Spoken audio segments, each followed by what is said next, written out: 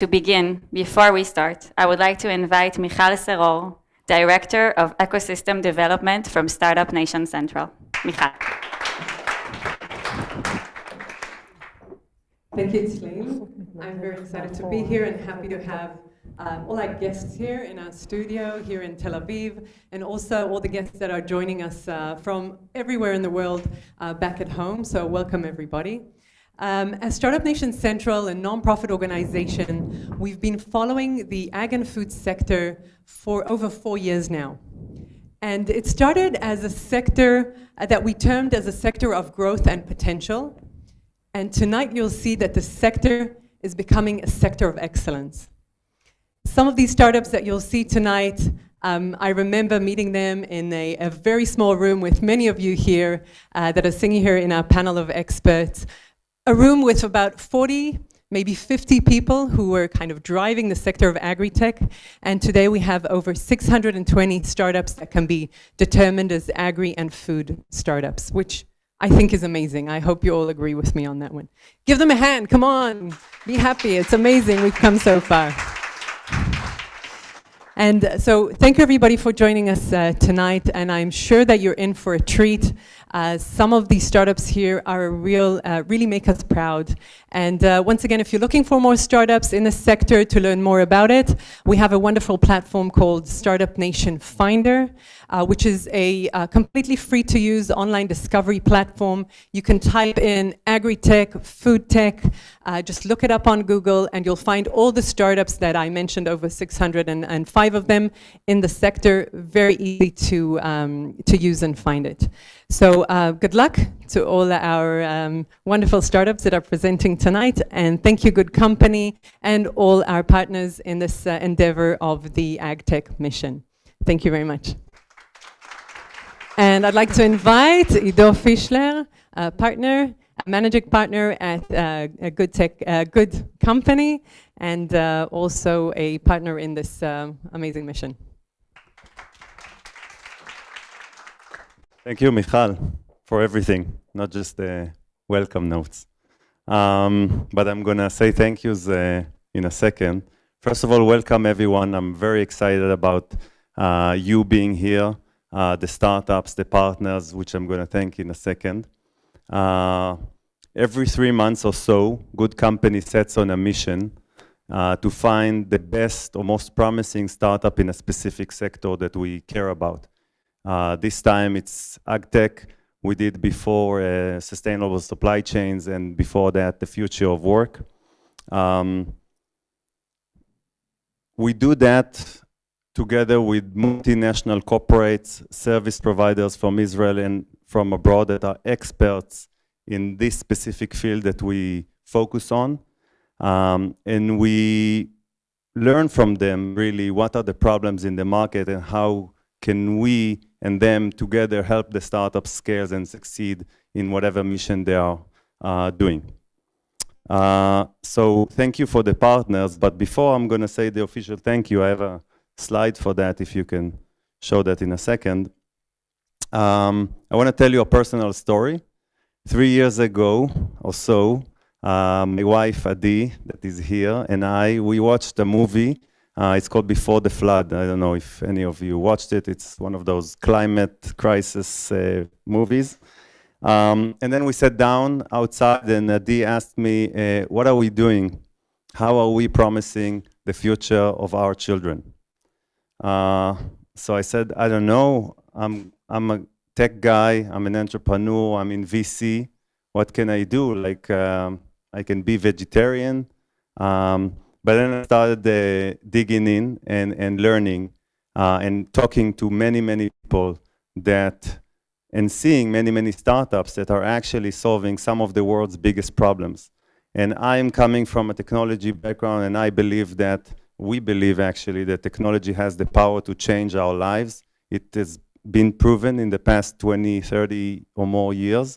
And we believe that technology has an amazing strength also to solve some of the world's biggest problems that we are facing right now.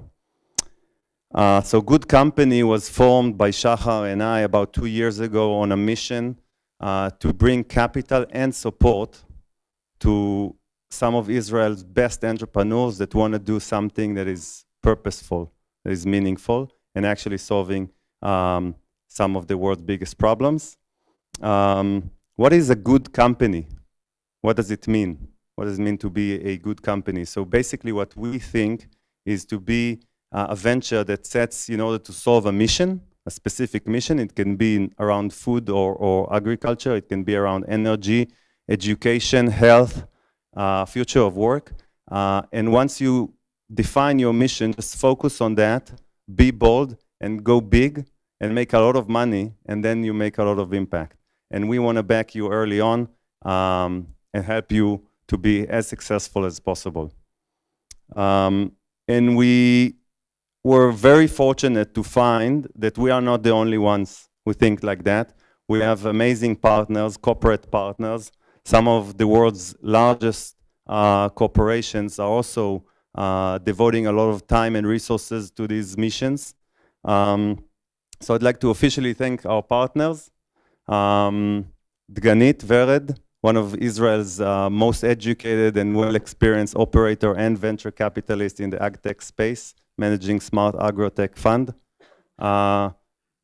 Shmulik, Sam, Aloni from Agor, that helps farmers to be educated and do regenerative agriculture, part of Yara International, the world's largest fertilizer company.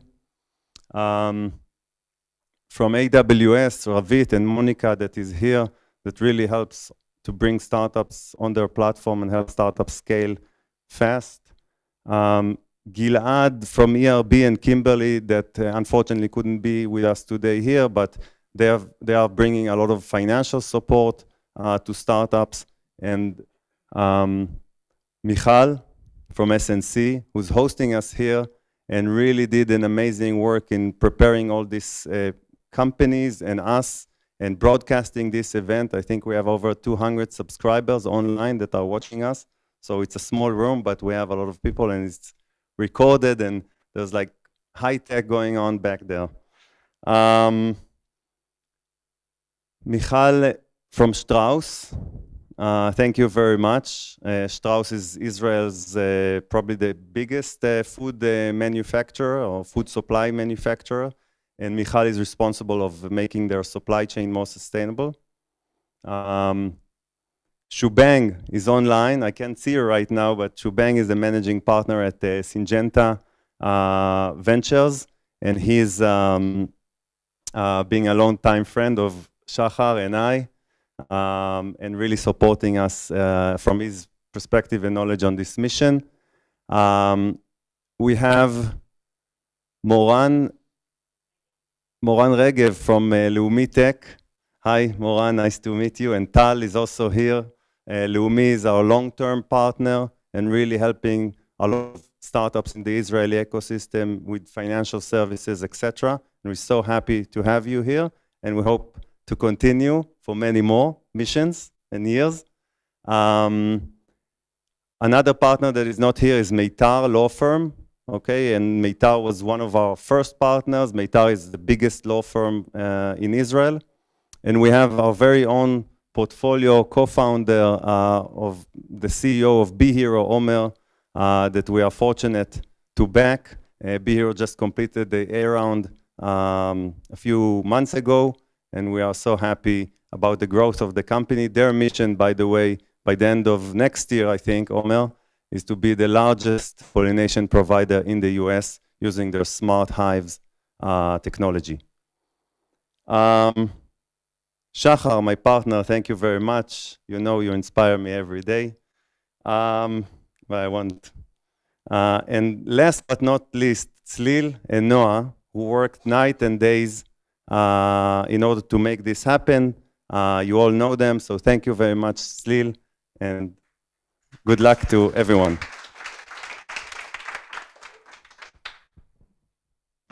Okay. So, thank you, Michal. And now I would like to present the first startup presenting tonight. The startup's name is CropsGuard. Joshua Carr, VP Business Development and Marketing. Good luck. It's all yours.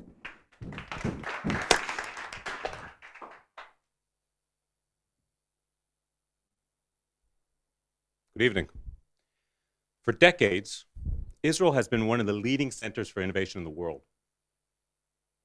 The technology that's born here is changing the lives of millions of people around the world for the better.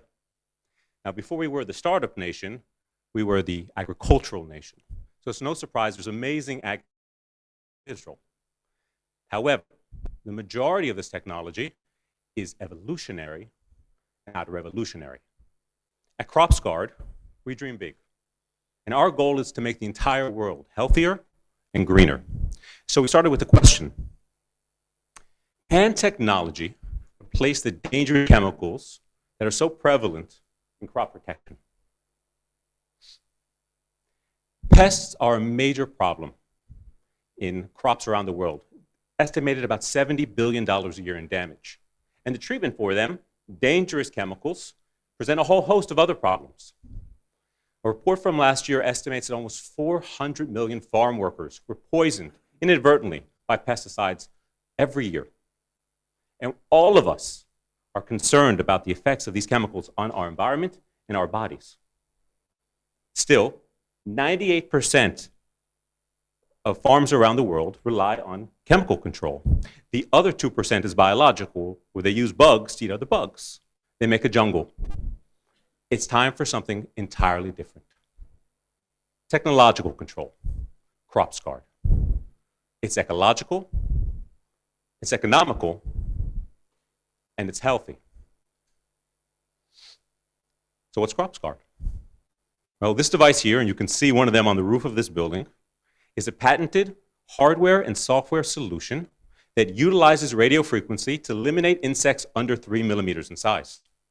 It's pesticide-free, it's cost-effective, it eliminates all stages of the insect life cycle, including eggs and nymphs. And what does that do? Well, if you can prevent the next generation, you forever change the threat these insects pose.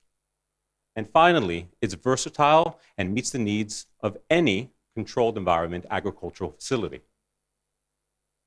Our 5th generation device here is today certified in the United States. Hopefully, in the next few weeks, we'll finish our Canadian certification, and by the end of the year, the beginning of next year, we'll have our European certification. So you say, wow, that sounds amazing, but does it work? And the answer is absolutely. Today, we're deployed on 3 continents in commercial facilities.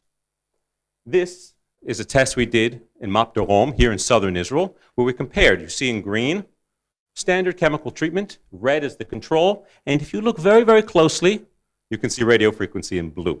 What does that show? By eliminating the 2nd generation of insects, you change the threat. Benefits growers from day one. Well, instead of being reactive, now growers can be preventative in nature. The average farm can lose anywhere between 10, 20, or even more % of their crops to pests. By saving even a fraction of that on lost yield, it's a game changer for farmers. And because you're no longer spraying or greatly reducing your need for chemical insecticides, your material and labor costs drop dramatically. And finally, as the world is moving away from these dangerous chemicals, CropsGuard meets and really exceeds the health requirements around the world.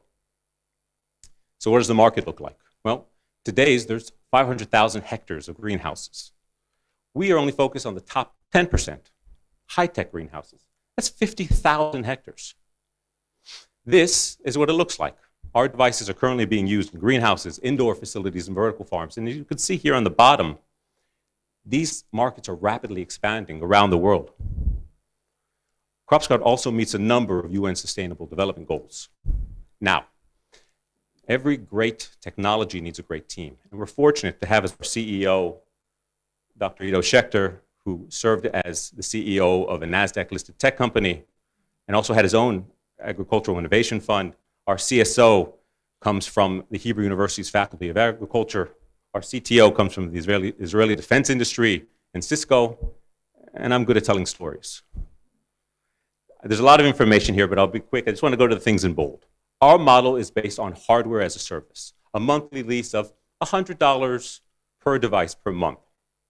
And here on the bottom left, even with a very, very conservative approach, in 5 years we'll be at 0.2% of the market, we'll still have $35 million in annual recurring revenue. So why CropsGuard? Well, it works. And it's proven to work around the world.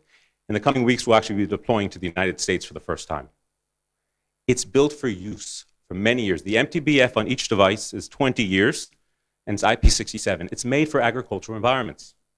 It is the only technological insecticide in the entire world.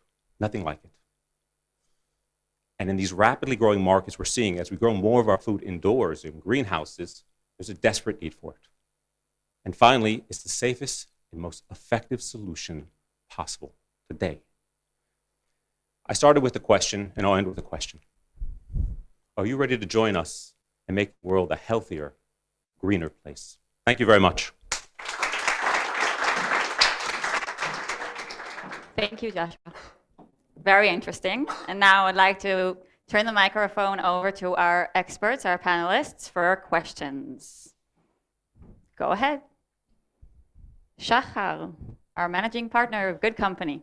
There you go. Hi. First of all, thank you for the presentation. Great pitch.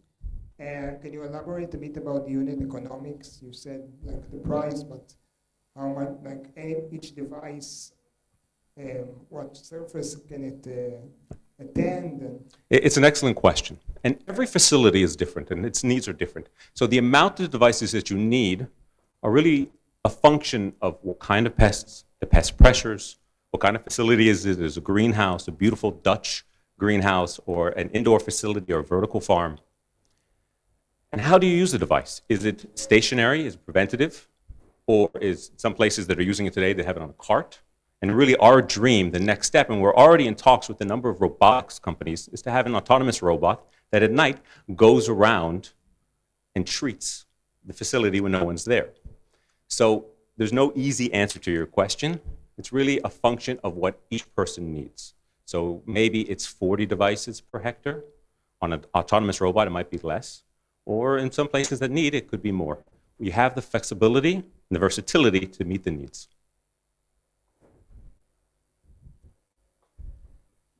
Thank you, Shachar, for that question, and thank you, Joshua, for the answer. Anyone else want to ask a question? Don't be shy. Yes, Amit. Come over here to the microphone. Here.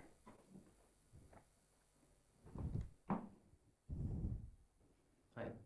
What's the target market, and Excellent. is it good for small farmers, smallholder? So our target market at this point are high-tech greenhouses. So, and again, 50,000 hectares around the world are high-tech, and the most rapidly growing segment of the market. Additionally, vertical farms, as you've seen, massive amounts of investments are put in vertical farms today, and they really don't have a good solution until now. We're actually in talks with a number of them. So we're starting at high-tech greenhouses, vertical farms, and in Asia, we're in talks with a large Japanese company where they have plant factories, where as more and more of the world grows our food indoors, the need is massive. Thank you, Joshua. Dganit Vered, Smart AgroFund. If you could just step over here to the microphone, that will be amazing. Thank you. Hi. A bit about the RF and the technology, because RF is a harmful, technology. You kill the bugs. What impact does it have on the human body and the workers that will be in the greenhouse all that time? That's a fantastic question. Thank you for asking that. As you introduce new technology to the market, there are always concerns, and this is something that we hear from growers. Now, according to our FCC certification, it's mandated that everyone has to stand 20 centimeters away from the device while it's on. So it's considered safe. Moreover, in the early stages, this has been an R&D for 10 years. We're changing the world. So we said, well, what are we really affecting? So we did extensive testing on bees, because there's already a big enough problem today. It doesn't affect it. Our focus, and where we're really successful, is 3 millimeters and below. And we've tested extensively also on plants, and we've seen that plants adjust to the stress level that comes from the radio frequency and understand what's going on and move on from it very quickly. There's even another argument that could be made for the beneficial aspects of radio frequency on plants, but we'll leave that for another conversation. Thank you. Anyone else? All right. Thank you, Joshua. Thank you very much. And now I would like to present CropX. Please welcome Matan Rahav, Director of Business Development. Matan, take it away.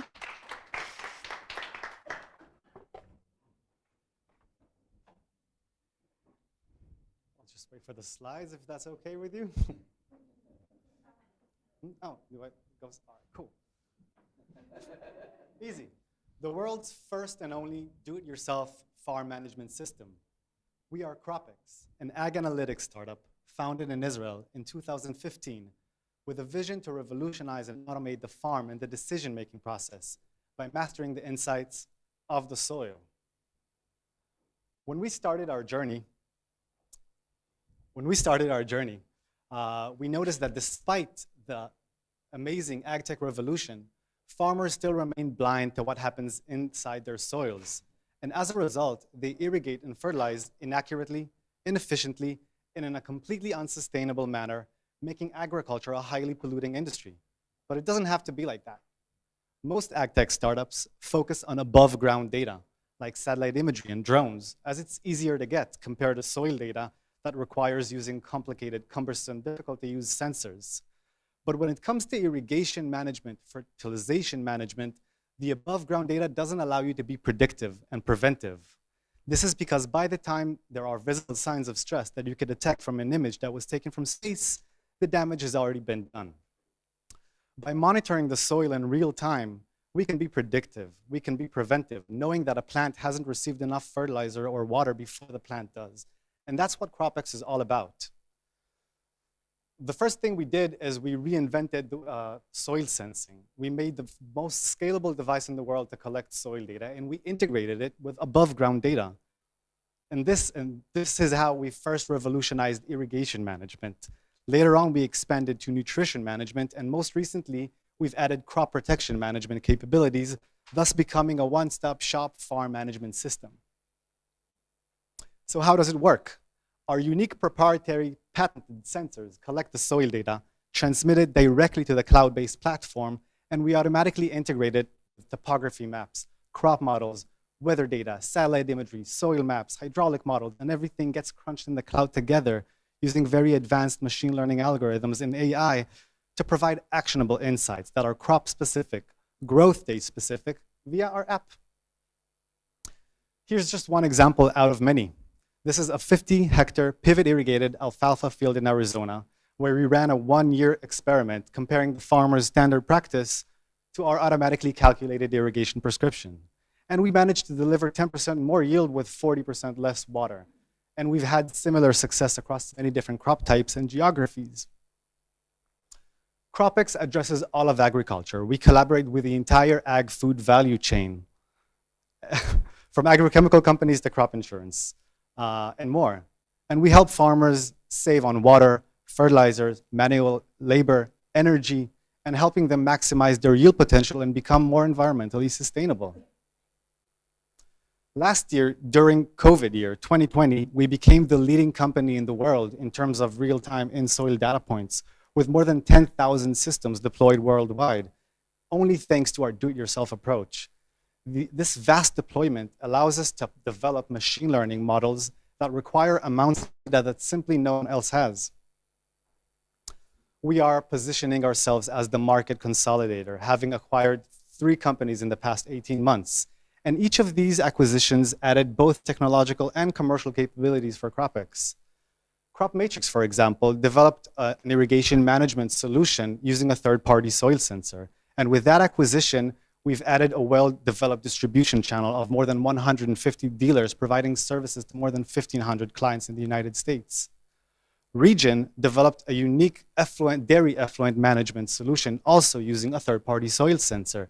With that acquisition, we not only added an offering to a new industry for CropX, the dairy industry, but we also got a foothold into the Southern Hemisphere, thus allowing us to sell all year long, because agriculture is a seasonal industry. Last but not least, Dacom developed a unique crop protection management solution with their own weather stations. And with that acquisition, we've added the one final missing piece of the puzzle, crop protection, to become a one-stop shop farm management system. Just to name a few recent commercial highlights, and these are all publicly available. We partnered with NASA as part of their mission to improve food security. We partnered with Renke, one of the world's largest irrigation system manufacturer, to help them offer to their clients a more advanced autonomous irrigation system. We partnered with PepsiCo to help them help their growers grow potatoes more sustainably using less water and less fertilizers. Recently, we were also awarded as a tech pioneer by the World Economic Forum. We have an amazing team. You're going to have to trust me on this. We have all the relevant expertise in-house, from agronomy, data science, remote sensing, software engineering, hardware engineers, everything we need to execute on our $1 billion vision to become the global leader. We're backed by an amazing syndicate of investors from the entire ag food value chain who are supporting CropX with vast industry knowledge, expertise, and network.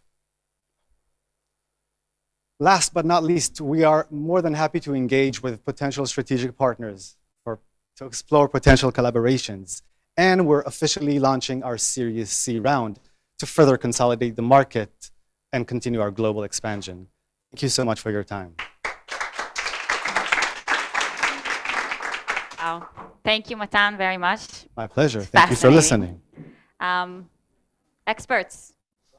Shubang, we have a question from Shubang. Hello, Shubang. Thanks for a great presentation. Quick question. The farm management space has a lot of competitors already globally and including in the US. So what about your offering or proposed roll-up strategy differentiates you? That's a great question. I actually have a slide just about for that. Can we go back to screen sharing?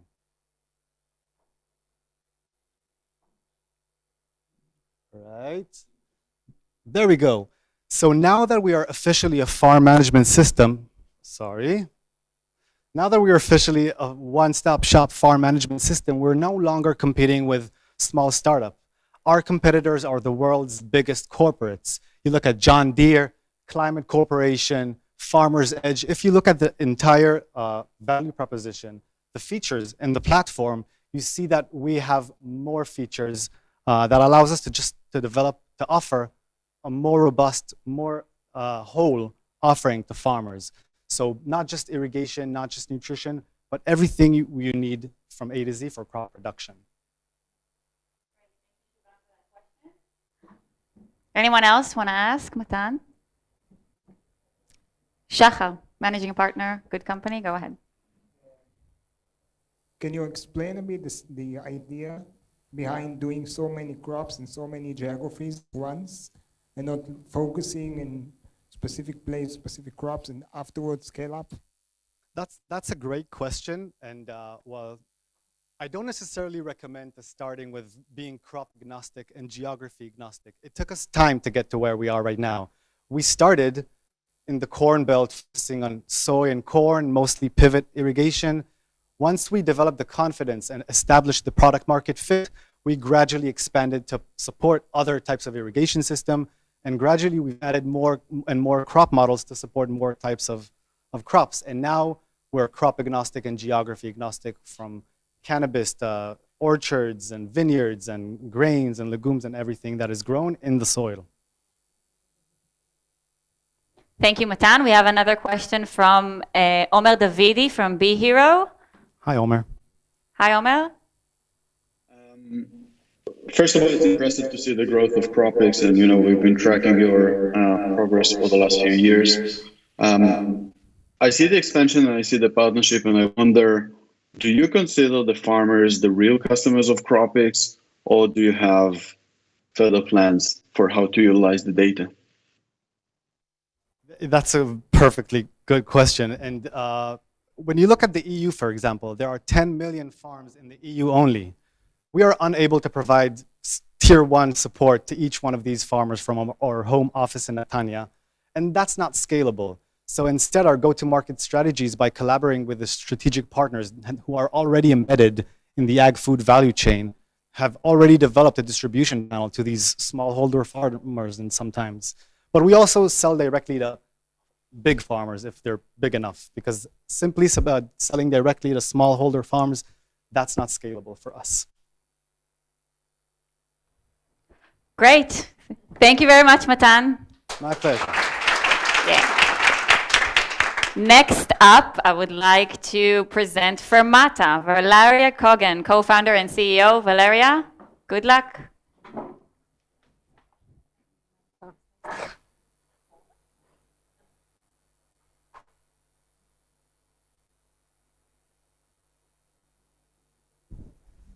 Hi, everyone. Thank you very much for having me here tonight. Great to hear all these amazing, inspiring presentations. So my name is Valeria. I'm CEO and founder of Fermata. So imagine the typical greenhouse. It's like jungles. It's very hard to observe and control every single plant.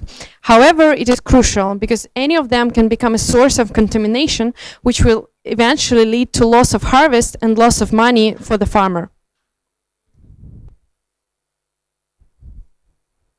Something's wrong. No? It's okay. So, yeah, sorry. So up to 40% of harvest is lost due to diseases. This is more than $3 billion annually just for the greenhouses. And which is more important, it's one of the main sources of the food waste on the planet. The reason for that is how the process of plant monitoring in the greenhouses is currently organized. It is done manually by the workers. And the factors that leads to this low quality of control is, first of all, of course, limitations of human vision. It's really hard to control every single leaf of every single plant. The other problem is that the workers actually become the source of contaminations of the plant in the greenhouse. One more thing that I would like to highlight is that there is a need in reduction of the amount of chemicals that is used in the greenhouses, and this means that the farmer is a new way to deal with the distribution of the diseases in the greenhouse. So we at Fermata develop a sustainable AI-based solution that combines agronomist expertise and computer vision. We install in the greenhouse off-the-shelf cameras that collect images of the plants. Then our artificial intelligence processes these images, identifies pests and diseases, and the farmers gets alert in the app. This is actually how our app looks like. So you can see the cases that we identify in the greenhouse, all the pests and diseases that were noted there. This is a desktop version. And we also have a mobile version where you can see the location of the pest or disease in the greenhouse on the map. And also this is a real case of the work of our system where we managed to identify bud rot infection in Israeli cannabis greenhouse, but just first 2 buds that were diseased and which was earlier than the workers did.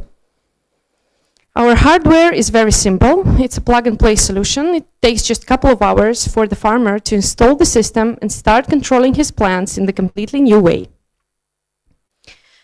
The projects that we have currently completed show that we are able of saving up to 50% of time that the workers spend for the plant monitoring and up to 30% of the crop that is lost due to diseases in the greenhouses.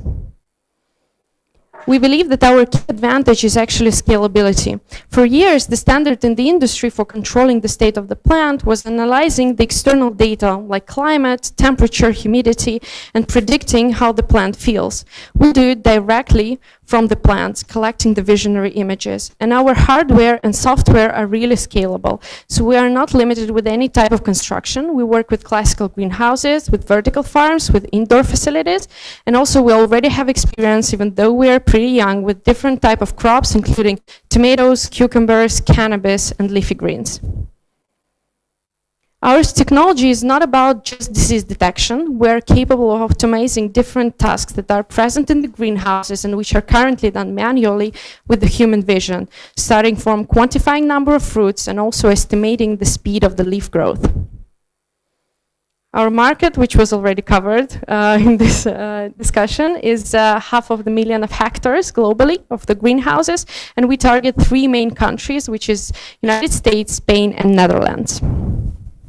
Currently, we have 2 products. Our main product is a B2C product where we work directly with the farmer and provide them annual subscription for both software and hardware, so no upfront cost, for the pest and disease monitoring solution.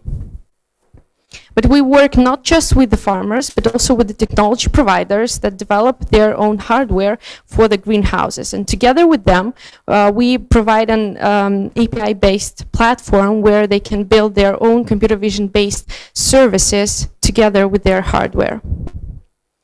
So for the past 2 years that we exist, we've spent a lot of resources and investor money on the R&D, and currently we are growing our business development team. So we have 2 amazing guys that join us from December, and we will officially announce these very experienced business people that joined Fermata. So our future plans is that we plan round, as all startups do, early next years. We also expand to European and US market, and we see huge potential in integrating with crop consulting services for our company. So this is the product we are focusing on right now. Thank you very much. We'll be happy to answer the questions. Thank you, Valeria. Thank you very much. Experts, panelists, any questions? Feel free. דקנית ורד, Smart Agro Fund. Again, a technology question.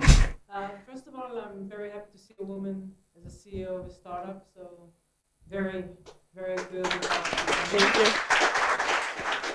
And the second question, when you take a picture out of a camera, it's more a top view, and some of the pesticides in the greenhouse are pests that sit underneath the leaf or on the ground or things like that.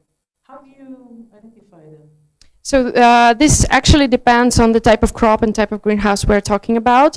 When we work with cannabis and leafy greens, we see that we are good enough looking just from the top. And with cannabis, I don't have this on my slides, but we have really, really nice cases where we identify, for example, spider mites, the signs of spider mite being underneath the leaf from the top of the leaf. But if we're talking about tomatoes, of course, this is not going to work. So we install cameras in 3 locations actually during the height of the crop. So this is more R&D point for us because we want to reduce amount of cameras used and thinking of some other solutions. With vertical farms, we're working with the company that develop on rails camera where we can install our solution. So it really depends on type of crop and type of plant. Yeah.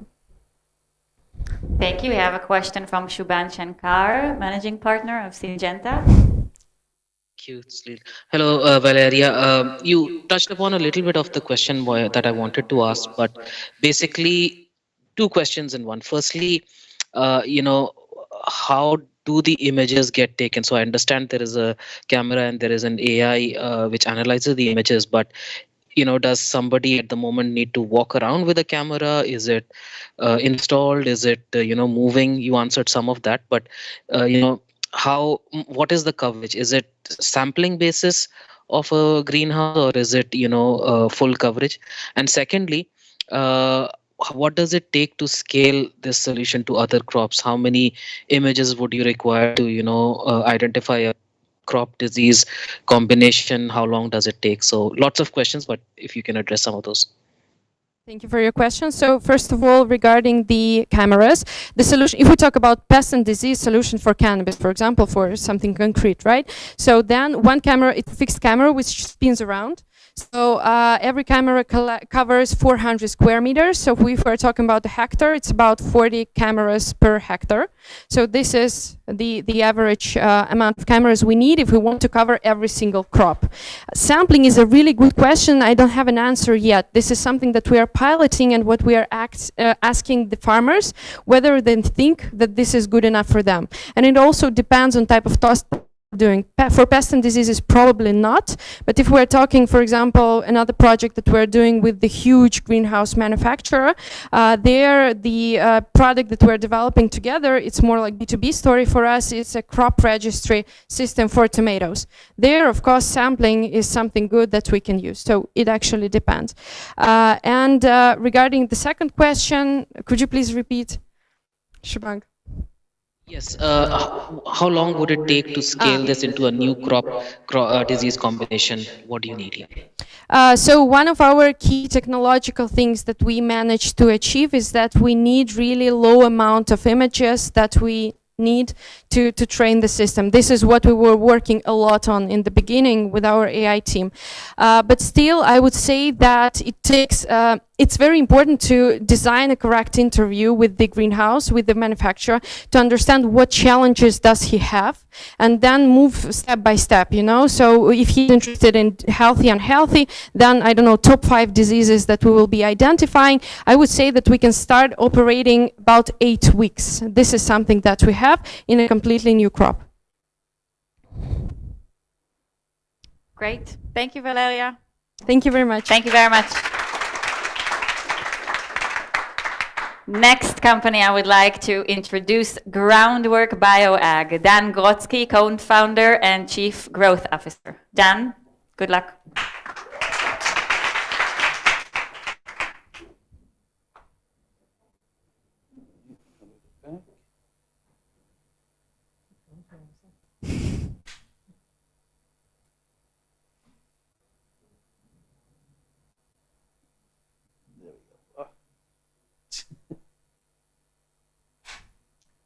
Right, this thing is going crazy. I'm not doing that, seriously. There we go. Okay, there's a delay. Hi, thank you. My name is Dan Grotsky, Chief Growth Officer of Groundwork BioAg. It's great to be here. Thank you for the opportunity. It's great to hear all of your presentations. They're all wonderful. At Groundwork BioAg, we produce mycorrhizal inoculants for mainstream agriculture. We're talking about products that are based on mycorrhizal fungi. These are microscopic fungi that help plants to absorb nutrients in the soil. Okay, and we've made a business about it, so I'll tell you all about it, but first a little bit about the company itself. So we're the first company to actually crack the code of how to produce mycorrhizal fungi cost effectively. And we are covering 1 million acres with our products this year. And that's 3 times as much as we did last year. So growth is very quick. We're doing this in 12 markets around the world. There's something going on here. Most of the bread baskets of the world are areas in which we're active.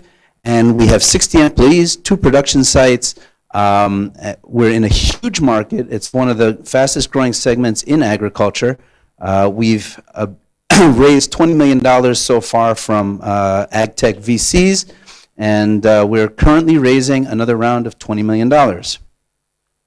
So it's no surprise to anyone here that climate change is impacting humanity. It's impacting agriculture.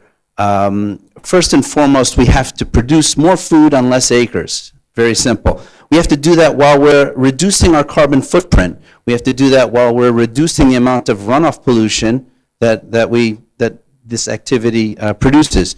We need to protect our crops from abiotic stresses, climate-related stresses, and we have to do a much better job bringing farmers to more sustainable practices in regenerative agriculture. And that's what we do. We can increase yields, we can reduce fertilizer, we can protect crops from stress, we actually sequester carbon in the process. And we do that permanently, and we do that even in conventional cultivation methods, which is completely unique. All of this will bring farmers to the table when it comes to regenerative agriculture, and this should go mainstream, just like the product itself is. So what is mycorrhiza? We're talking about a symbiosis between fungi and plants, whereby the fungi latch onto the root of the plants, penetrate the root, and actually extend it in an underground web. So the fungi actually bring the nutrients into the root. They break down nutrients that the root doesn't know how to break down by itself.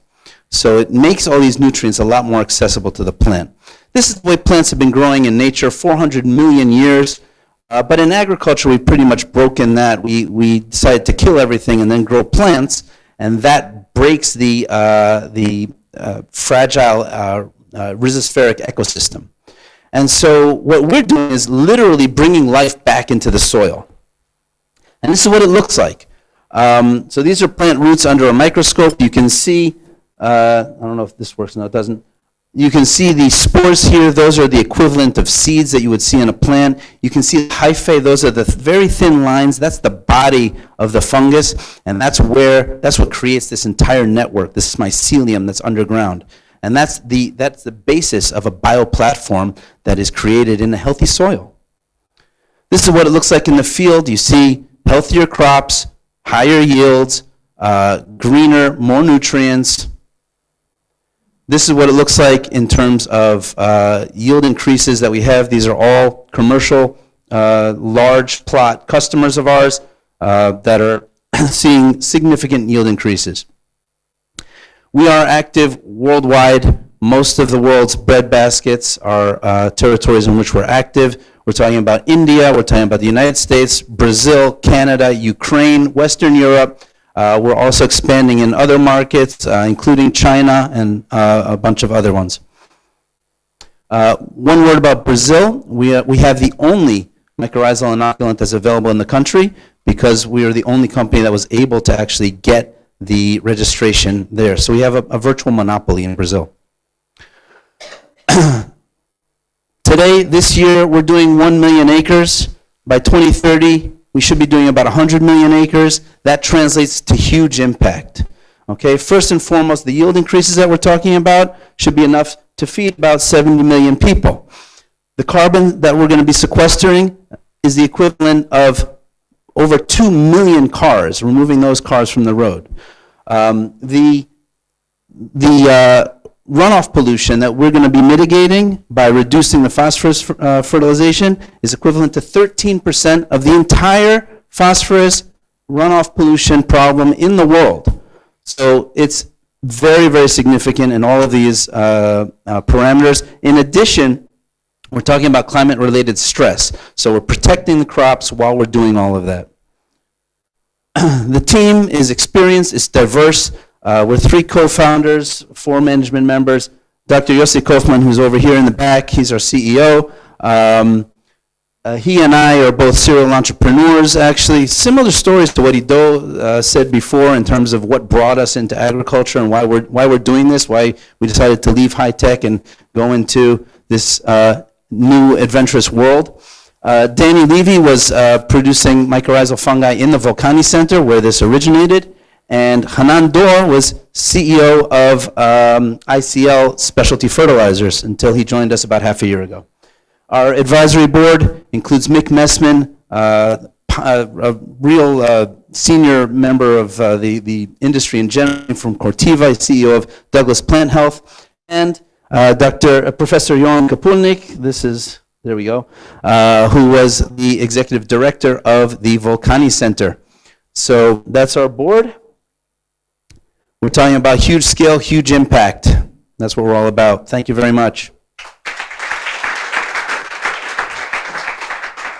Thank you, Dan. And again, to our experts, panelists, questions.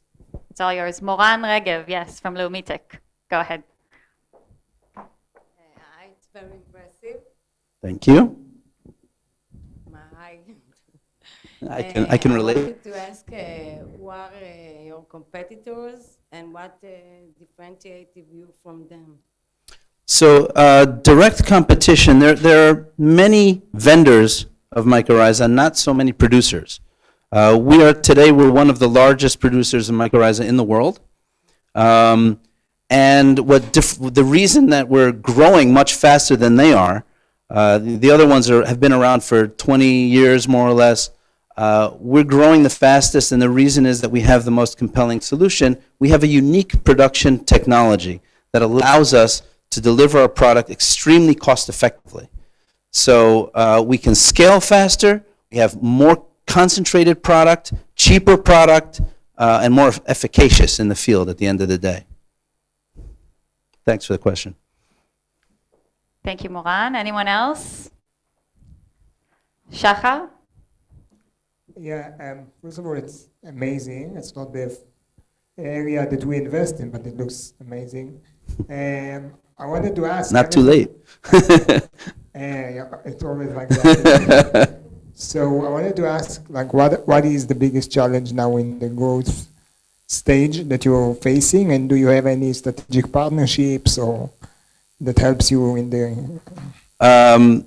Well, the two questions are actually really closely linked.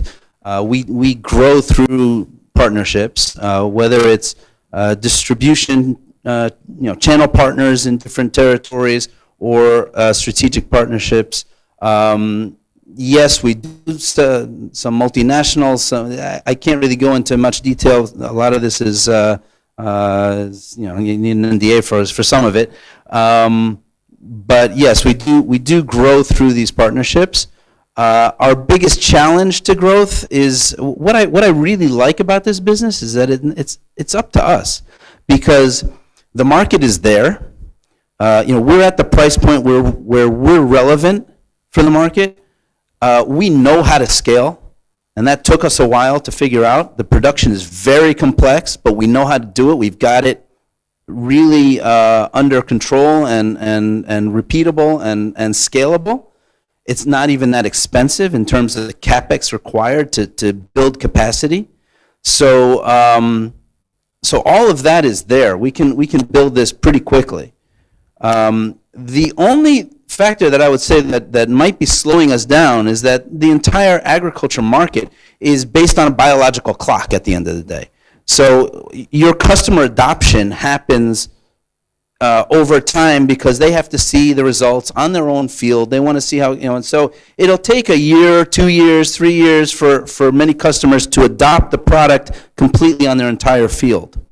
And so that's one reason that we were able to, meanwhile, build this footprint across the world. And we're focused on the product, we're focused on crops, but territorially, we're building pretty quickly. We were able to plant a few seeds in parallel in different places. Thank you, Dan. We have a question from one of our viewers over home. Okay. They would like to ask, what are the main crops you are focused on? So mycorrhizal fungi are relevant for 90% of all crops, which leaves a pretty big market. We are focused mostly on row crops, I think for obvious reasons, but I'll say them anyway. First of all, that's where the impact is. That's where the hectares are. That's where the money is. That's, if you look at the picture that's in the background, that's a soybean. That is a soybean field in Brazil. You don't see pictures like that. You don't see scale like that in cannabis or in vegetables or in even in orchards. And so to get the scale, to get the big impact, that's where we're going. It's also because we can. So because we have the most cost-effective solution, row crops, which are low-value crops, are a blue ocean for us. So our competitors are all in the high-value crops because that's where they can play. We can play in any field. Okay, pun intended. Great. Thank you very much, Dan. Thank you. Next up, I would like to present Pick Up Farming, Yoram Gomerstadt, Chairman and CBDO. Yoram, good luck.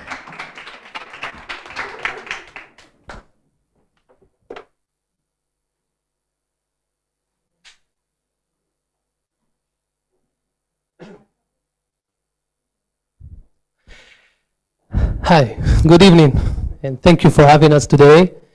We are Pickup, and we enable data-driven, labor-intensive farming, and I will take the couple of minutes to speak about data and intensive farming. So you will not be surprised, I assume, that according to McKinsey, farming is the least digitized industry in the world. So, and they say that the first step to fix a problem, you must admit you have one. So I had one. I'm a farmer, and I'm actually a system engineer that became a farmer. And the first thing I asked for was data. Data to grow my peppers in the Arava Desert. Now, growing was okay. We had accurate growing protocols, plant measurements, computer irrigation. This side was in control. but managerial side was a mess. I had a very big problem with workers' productivity, with high and lows that I couldn't explain why. I had quality issues, and when I went to a specific rate with quality defects, I couldn't tell who picked it. And this was not a minor problem, because as labor-intensive, pepper is labor-intensive, 40% of total expenses are due to labor. And since we export our produce, quality is a major factor in our income. So we understand as farmers that if we will not fix this problem, we will not be profitable. So we looked for a solution, but we couldn't find one. So we decided to develop one. We developed a solution that we need to measure it, so we will manage it. We created a digital farm using QR codes that will attach to every farm entity, like plant, row of plants, or a crate full of produce.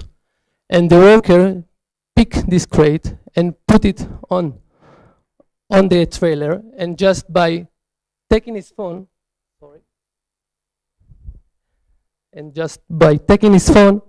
he scan it.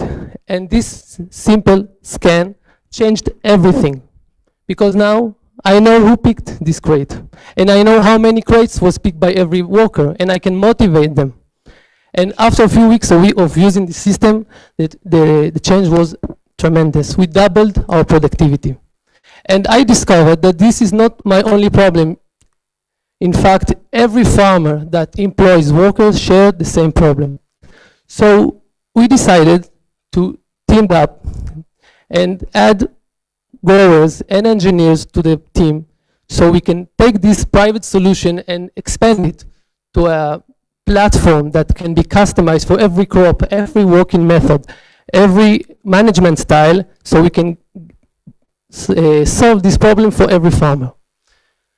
Pickup's product using complete data integrity in two different directions. First, we have a real-time management application that can help you manage in real time from your app, wherever you are, wherever you go.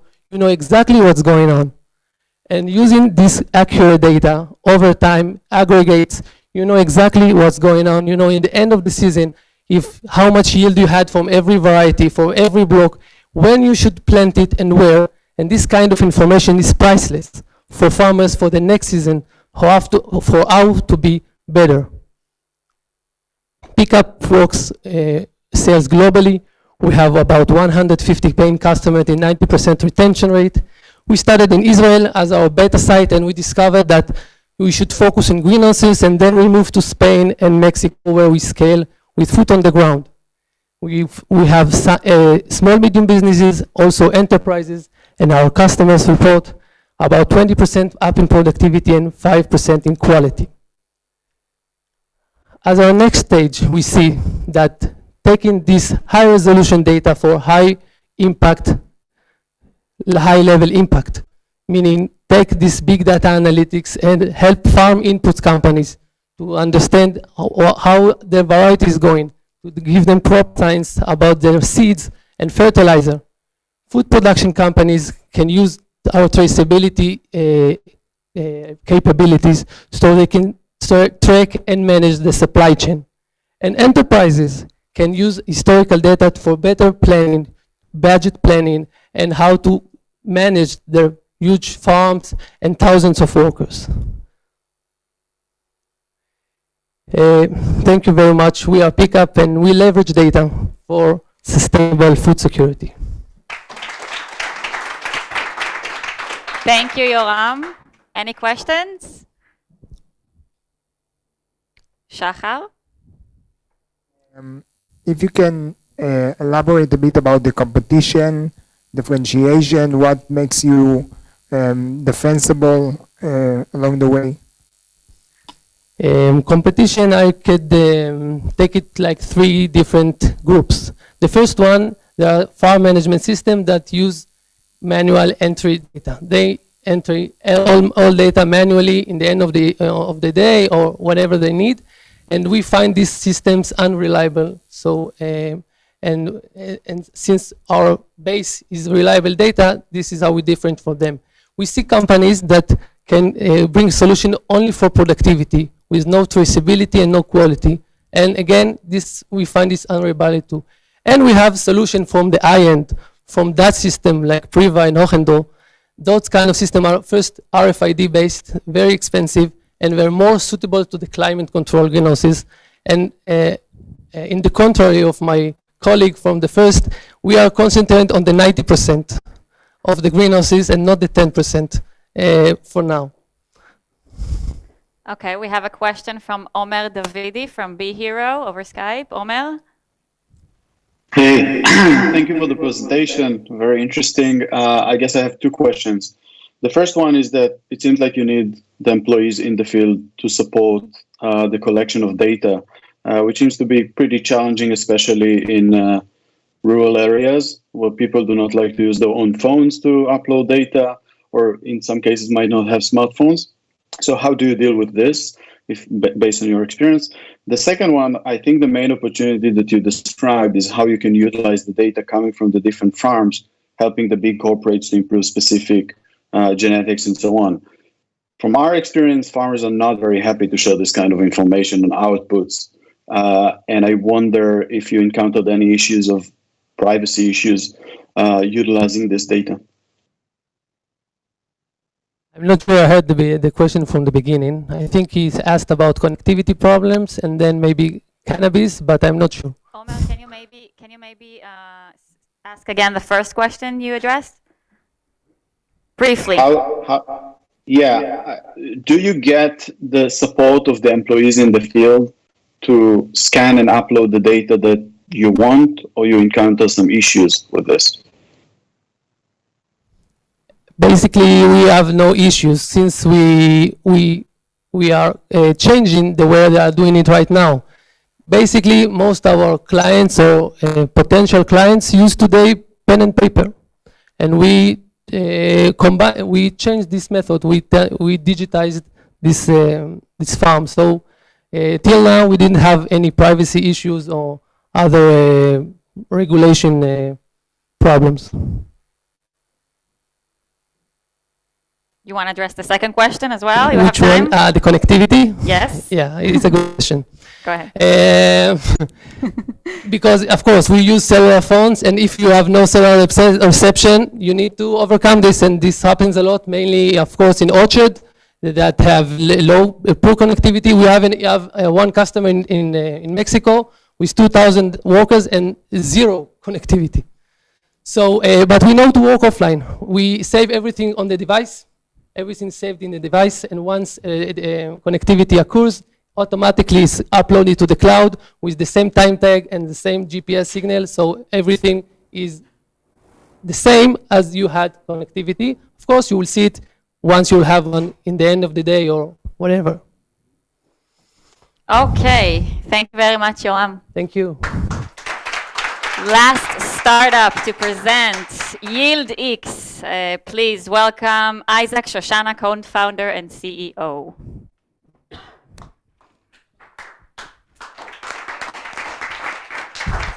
Hi, everybody.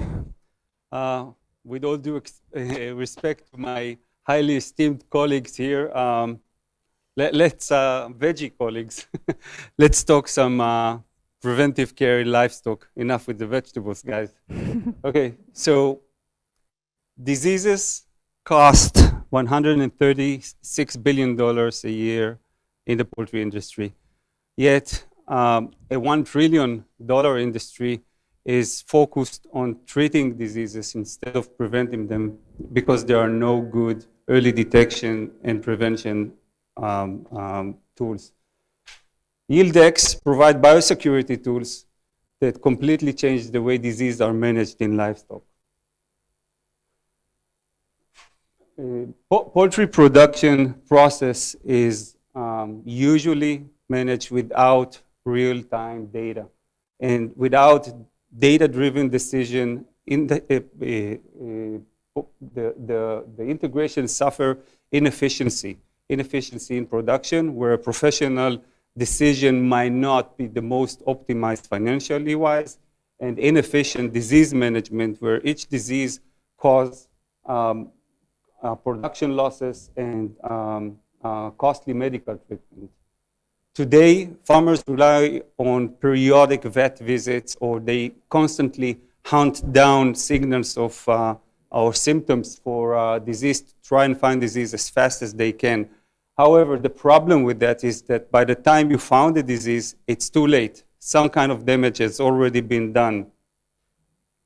So why deal with costly medical treatment and production losses if this disease could be avoided? YieldX, advanced biosensors, and AI use smell to early detect, prevent, and predict diseases and try to eliminate them even before they appear. Our vision is a world practicing as disease-free livestock production as possible. And our mission is to provide livestock integrations with increased productivity and do so in a more sustainable manner. Our biosensors are used not just to detect diseases and bacterial growth in feed. Right now, they provide integrations with immediate operational values. Switching to automatic real-time inventory management, food traceability that you can't find today in the field, and stopping a disease spreading in a single click and reducing it to hours instead of days are just to name a few. We collect data from all sources throughout the production chain, and we do so automatically and in real time.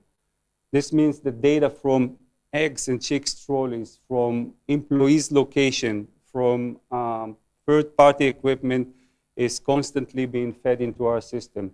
We do not change existing software. We do not replace your hardware. We do not flood the integrations with huge raw unusable data. Instead, we take our sensors reading, we pre-process them, and we provide only meaningful insights for any third-party program to consume. Most of the companies in this space offer some sort of solution, usually fragmented.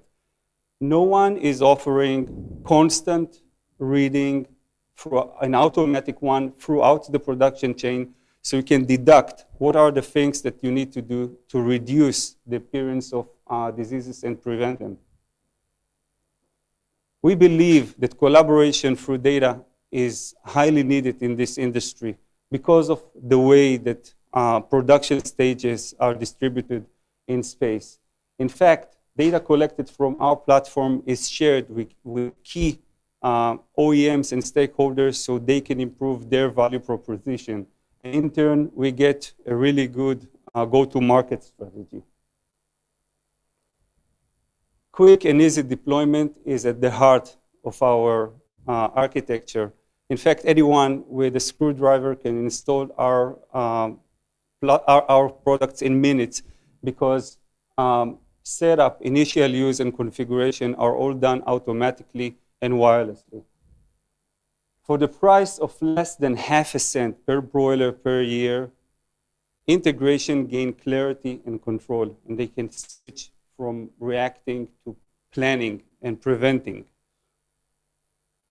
We are a diversified team of experts with multidisciplinary expertise and a lot of marketing experience that is really required to take on this task. People in the know-how could see that our advisory board has world-class leaders in their field. So integration are under constant conflicting demand to produce more, better, and cheaper, and do so in a sustainable way and more efficiently. We are here at YieldX trying to offer some of the tools that this market needs. Thank you. Thank you very much. Last questions for tonight. שחר, תחשוב על משהו. Go ahead. Can you tell us a bit about like what traction did you had so far, and did you manage to show like positive ROI for those clients or pilots? Okay, so we are a relatively new company. We have a software or the ERP section of the fix that is tried and true. It's been running for a couple of years and has been adopted by key OEMs in the field. And we have the hardware side of things, the IoT. We have fixed devices that track certain sites in the production, your farms, ramps, trucks, incubators, and so on. So we have fixed device that sit there and monitors the production over time, and we have mobile device that we put on trolleys of eggs and chicks, so we can move with the biological products, the eggs and the chicks, along the production. Those two, together with wearables that tracks employees and so on, provide us with a lot of traction with customers. In fact, it was the first time that we saw that just doing one demo was enough to get pilots with really huge customers, because just having automatic inventory management translates to 20% of reduction in their operational costs.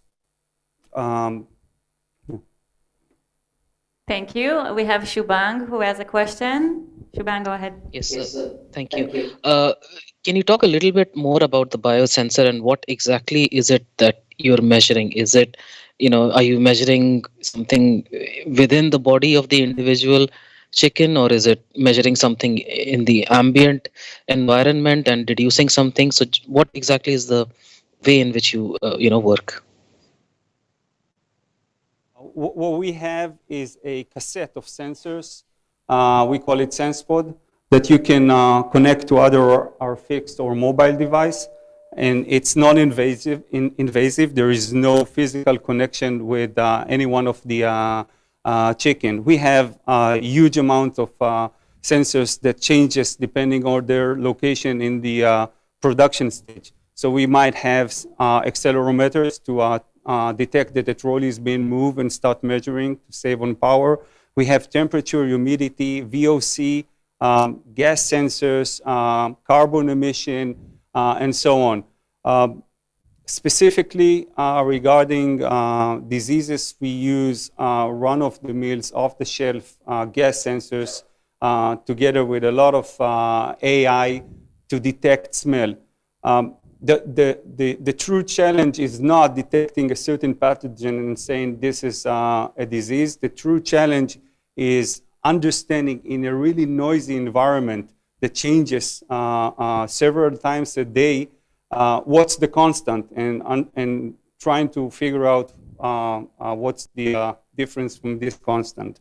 To this, I can say that we use our sensors as a neural grid of, like a neural grid. In each point, we have many sensors. We have FLIR camera, we have microphone, and so on. So we don't have to rely just on gas. We can detect stress signals in flock using sound or image and cross this data so we can really fast reach a conclusion if a vet should be asked to do an on-site examination or not.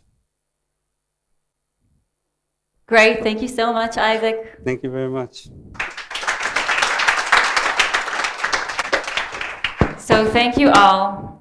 Just before we conclude, I would like to, this showcase is just the tip of the iceberg. We've been discussing AgTech and the mission for the past 3 months.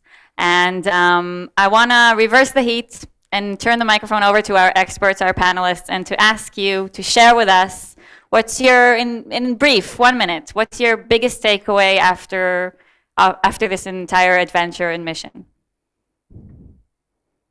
Sam, you're up. Yes, please. Samuel Aloni from Yara.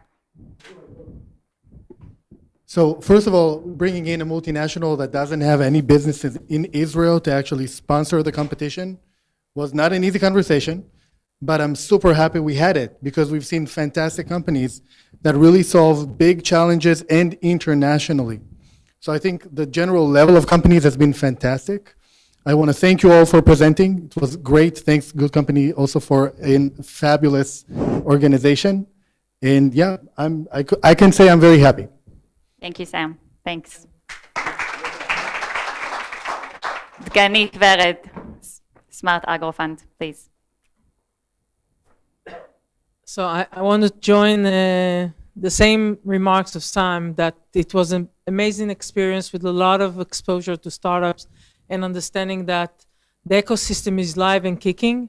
And the most important for me is to see how many people that diverted from previous jobs in high tech, by the way, including me, into agri-tech and food tech, saying we need to solve what's going on in the world and we're passionate about it. And we know how to solve those big problems and to make money out of it, although it requires special skills because the market traction is slower than other industries. So you need a strong resilience and perseverance. And we saw that in those companies. I would love to see more women entrepreneurs going into AgTech.